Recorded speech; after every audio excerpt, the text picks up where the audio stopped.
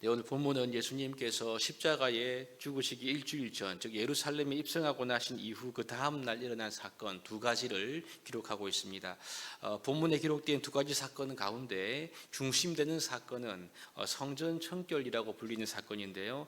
이 성전 청결하게 됐던 일 앞뒤에 보시면 무화과 나무의 이야기가 마치 샌드위치 빵처럼 둘러싸여 있습니다. 이러한 구조는 이전에 우리가 살펴보았던 혈루병 걸렸던 여인의 스토리 앞뒤로 쌓여 있었던 회당장의 죽은 딸을 살렸던 그런 이야기가 쌓인 같은 구조이죠. 즉 샌드위치 구조라고 우리가 보통 알 수가 있는데, 그러므로 우리가 마가가 이런 문학적 기법을 통해서 이 두 가지 사건 속에서 같은 메시지를 우리에게 전해주고 있다, 그렇게 볼 수가 있겠습니다. 먼저 예수님께서 베다니에서 주무시고 난 다음 날에 아마도 성전으로 가는 길에 멀리서 한 무화과 나무를 보셨다고 기록하고 있습니다. 예수님께서 이때 시장하셨는데요, 무화과를 보시고는 혹시나 무엇이 있을까 해서 나무에 갔지만 잎사귀 외에는 아무것도 볼 수가 없었습니다. 왜냐하면 아직까지 무화과가 익을 때가 아니었거든요. 그런데 예수님께서도 무화과가 익을 때가 아닌지를 알고 계셨을 것 같은데 열매 없는 무화과 나무를 향해서 이렇게 말씀하십니다. 14절이지요. 이제부터 영원토록 사람이 내게서 열매를 따먹지 못하리라. 이 말을 제자들이 들었다, 이렇게 기록합니다. 그리고 나서 그날 성전을 깨끗하게 하시는 이 사건을 행하셨고요. 그 다음날 아침에 다시 그곳을 지나가시는데 예수님이 말씀하셨던 그 무화과 나무가 뿌리채 말라버린 것입니다. 이 무화과 나무가 마른 사건은 예수님께서 이 마지막 일주일 동안 행했던 유일한 기적입니다. 이것을 본 베드로가 말하죠. 저주하신 무화과가 말랐습니다, 이렇게 말합니다. 예수님께서 시장하셨고 나무에 갔더니 잎사귀만 있었기 때문에 그 나무에게 다시는 열매를 맺지 못할 것이라고 말씀하신 것 같지 않습니까? 그래서 베드로 역시 이것을 나무를 저주하신 것으로 그렇게 이해한 것 같습니다. 그런데 우리 주님은 조금 문맥과 다른 말씀을 하고 계십니다. 이 사건 이후에 하나님을 믿을 것을 말씀하시지요. 그러면서 믿고 기도할 것을 강조하십니다. 여기 그치지 않고 기도할 때에 다른 사람에게 혐의가 있거든, 즉 다른 사람과 등진 일이 생각나거든 반드시 그를 용서해야 될 것을 말씀해 주셨습니다.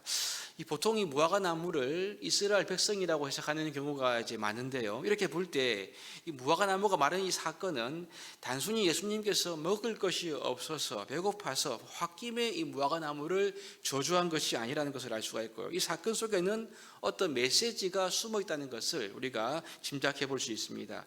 그것은 하나님 나라의 백성들은 반드시 기도의 열매를 맺어야 하고 진정한 기도를 회복해야 한다는 촉구의 메시지가 이 속에 담겨 있는 것입니다. 그래서 이것은 상징적인 사건을 통해서 우리에게 알려주고 있는 거죠. 이렇게 볼 때 이 무화과 나무 사이에 기록된 이 성전 정화 사건 역시 기도의 맥락에서 우리가 이해해 볼 수가 있습니다. 성전으로 들어가신 우리 예수님은 이 만민이 기도하는 집인 성전을 강도의 소굴로 만들었다고 이렇게 말씀하시면서 성전에서 있는 모든 부당한 매매 활동을 하지 못하도록 그렇게 행동하셨습니다. 이 성전 청결 사건 때문에 그 다음날 예수님의 권위 논쟁이 불붙게 되고요. 이때부터 예수님을 죽이려는 실질적인 이제 음모가 시작되는 것을 보게 되는 거죠. 여러분, 왜 굳이 예수님께서 자신이 굳이 죽음의 표적이 되는 것을 무릅쓰면서까지 이렇게 과격한 행동으로 성전을 깨끗게 하신 것일까요? 하나님께서 아브라함을 부르시고 이스라엘 백성들과 언약을 맺으신 것은요, 이스라엘 백성들만을 위한 것이 아니었습니다. 그들을 통해 천하만국, 열국, 즉 모든 이방인들이 하나님의 복을 누리고 하나님의 백성이 되기 위한 목적으로 하나님께서 아브라함을 부르신 거죠. 여러분, 그래서 이를 위해 주신 핵심 기관이 이동식 예배 처소인 성막이었습니다. 이 성막이 발전되면서 고전 건축물인 성전이 되지 않습니까? 이것이 솔로몬 성전입니다. 이 솔로몬 성전이 완성되었을 때에도 역시 이것은 이스라엘 백성들만을 위한 것이 아니었습니다. 이제 열왕기상에 보시면 솔로몬이 기도하지 않습니까? 이때 이방인들 역시 이 성전을 향하여 기도하면 응답의 약속이 여기에 반드시 포함되어 있는 것을 보게 됩니다. 하지만 여러분, 우리가 구약을 보시면 이 성전이 바르게 기능할 때도 있었지만 대부분의 경우 자신의 욕심을 위한 수단으로 전락되고 결국 타락하게 되죠. 그래서 바벨론에 의해 이 성전이 파괴되고 예루살렘도 유다도 망하게 됩니다. 그 후에 지어진 성전이 포로 귀환 이후에 수르바벨 성전인데요. 이 성전 역시 신구약 중간기에 외세 침략에 의해서 더럽혀지게 됩니다. 여러분, 오늘 본문에 나온 이 성전은 같은 장소에 건축된 헤롯이 지어준 성전으로서 헤롯 성전으로 불리는 그러한 성전이지요. 이 성전에는 우리가 보통 아시다시피 지성소, 그다음에 성소, 뜰이 있는데 이 헤롯 성전 당시에 뜰이 세 가지가 있었습니다. 남자의 뜰, 여자의 뜰, 마지막으로 이방인의 뜰인데요. 이 이방인의 뜰은 이방인들이 이곳에 와서 기도하기 위하여 허용된 장소였습니다.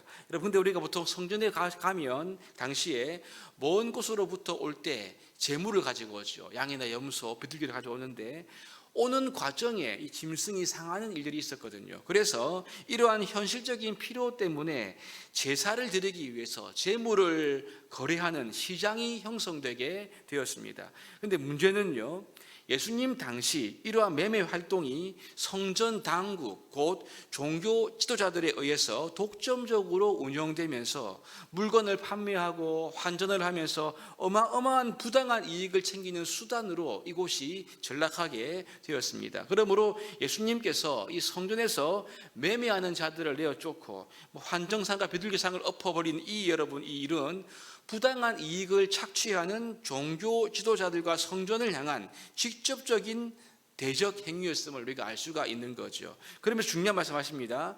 내 집은 만민이 기도하는 집인데 너희가 그 집을 지금 강도의 소굴로 만들어 버렸다, 이렇게 말씀을 했던 것입니다. 왜냐하면 여러분, 이 부당하게 폭리를 취하는 것도 심각한 문제였지만 이 시장이 성전 바깥에 있는 것이 아니라 성전에 속한 이방인의 뜰에 이 시장이 위치해 있었기 때문에 그랬습니다. 여러분, 이방인들이 성전에 나와 기도할 수 있겠습니까? 할 수가 없는 거죠. 시장이 막 형성되어 있으니까 시끄럽고 할 수가 없는 것입니다. 하나님의 성전은 지금 이스라엘 백성들을 통해서 모든 이방인들이 복을 누리는 원래의 목적에 합당한 그러한 중심 기관이 되어야 마땅합니다. 이것이 구약으로부터 계시된 하나님의 뜻이 아니겠습니까? 그러니 여러분, 이 이방인들을 하나님께로 이끌어야 하는데 그것이 아닌 거죠. 도리어 이방인들이 기도할 자리를 빼앗아 버린 것입니다. 그리고 자신들의 부당한 이익을 취하는 장소로 이 성전을 사용했으니 이것이 하나님 보시기에 얼마나 가슴 아프고 분노할 일이 아니겠습니까? 그러므로 여러분, 이 무화과 나무가 말한 이야기와 더불어 예수님께서 성전에 사셨던 이러한 과격해 보이는 모든 행동들은 겉으로는 기도한다고 자부하는 종교 지도자들, 하지만 실제로는 자기의 사리 사욕을 채우는데 성전을 이용했고요, 이렇게 결국은 이방인들의 기도의 자리까지 빼앗아 버리면서 그들이 기도했다고 하는 이 기도를 하나님이 받지 않으신다, 이것을 말씀하고 있는 그런 메시지가 여기에 담겨 있는 것입니다. 그러므로 여러분, 우리가 본문을 보면서 우리가 깨달아야 할 것은요, 하나님께서는 참된 기도가 성전을 통해서 회복되기를 원하신다는 이 메시지를 우리들에게 주고 있는 것입니다. 그래서 이 사건 이후에 주님께서 참된 기도에 대한 말씀을 하고 계신 것이 아니겠습니까? 여러분, 그렇습니다. 우리의 기도는 단순히 우리의 소원이 응답받는 이러한 차원을 넘어서야만 합니다. 우리 욕심을 이루는 도구가 기도가 되어서는 안 됩니다. 여러분, 우리는요, 우리의 기도에 걸맞는 삶을 살아가야 합니다.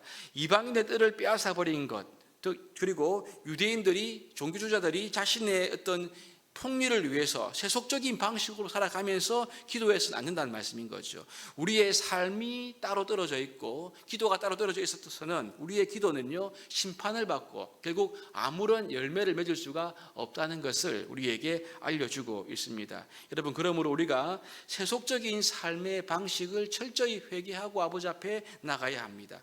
믿음으로 기도할 때 그 전에 먼저 회개가 따라야 하는 거죠. 그래서 오늘 본문에 보시면 기도할 때 기도의 걸림돌, 서로의 등진 일이 있을 때 이것을 우리가 먼저 용서하는 태도를 가질 것을 또한 말씀하고 있는 거죠. 우리가 기도에 합당한 삶을 살려고 다짐하고 나아갈 때 우리의 기도는요, 하나님께서 받으시는 기도가 되고 산을 옮길 만한 놀라운 능력이 있는 기도가 된다고 우리에게 말씀하시는 것입니다. 사랑하는 여러분, 우리가 기도에 걸맞는 삶이 되기를 원합니다. 삶 따로 기도 따로가 아니라 우리가 드리는 기도에 걸맞는, 우리가 믿는 주님의 성품에 걸맞는 삶으로 말미암아 우리가 하나님께서 기뻐하는 기도를 드리고 그 기도를 통하여 하나님의 놀라운 응답을 누리시는 우리 모두가 될 수 있기를 주님의 이름으로 축복합니다.